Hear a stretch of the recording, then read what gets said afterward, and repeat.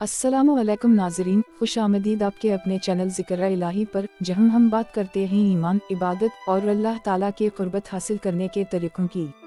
अगर आप दिल के सुकून, रूह की ताज़गी और ज़िंदगी के मकसद को समझना चाहते हैं तो इस वीडियो को आखिर तक ज़रूर देखें। आज हम बात करेंगे एक निहायत अहम पैगाम पर, नमाज कायम करो। अल्लाह ताला ने कुरान पाक में बारहा फरमाया है कि नमाज कायम करो और ज़कात दो, क्योंकि नमाज वो अजीम इबादत है जो बंदे को अपने रब के करीब ले जाती है। नमाज सिर्फ एक फ़र्ज़ नहीं बल्कि मोमिन की पहचान है। नबी करीम सल्लल्लाहु अलैहि वसल्लम ने फरमाया, नमाज दीन का सुतून है, जिसने उसे कायम किया उसने दीन को कायम किया, और जिसने उसे छोड़ दिया उसने दीन को गिरा दिया।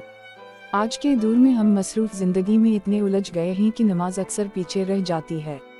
हम कहते हैं कि वक्त नहीं है, लेकिन क्या हम भूल गए कि वक्त देने वाला भी अल्लाह ही है। अगर हम दिन में 5 वक्त अपने रब के सामने चंद लम्हे झुक जाएं, तो यही चंद लम्हे हमारी ज़िंदगी में बरकत, सुकून और कामयाबी ले आते हैं। नमाज सिर्फ रुकू व सुजूद का नाम नहीं, ये रूह की तरबियत है। जब हम अल्लाह के हुजूर खड़े होते हैं तो दरअसल हम अपनी आजिज़ी का ऐलान करते हैं।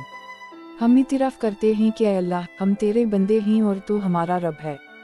ये एहसास बंदे के अंदर से तकब्बुर को मिटा देता है और दिल को नरम कर देता है। कुरान में आया है, बेशक नमाज बुराई और बेहयाई से रोकती है। यानी अगर हम दिल से नमाज पढ़ें, समझ कर पढ़ें, तो ये हमारी ज़िंदगी के हर गलत रास्ते से बचने में मददगार बन जाती है। नमाज हमें सब्र सिखाती है, शक्र सिखाती है और अल्लाह पर भरोसा करना सिखाती है। तो आइए आज अहद करें कि हम नमाज को अपनी ज़िंदगी का लाजमी हिस्सा बनाएंगे। चाहे हालात जैसे भी हों, हम नमाज नहीं छोड़ेंगे, क्योंकि जो अल्लाह के हुक्म पर चलता है, अल्लाह कभी उसे तन्हा नहीं छोड़ता।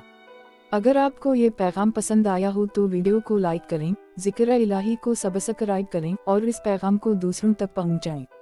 अल्लाह हमें नमाज कायम करने और इसकी रूह को समझने की तौफीक अता फरमाए। आमीन।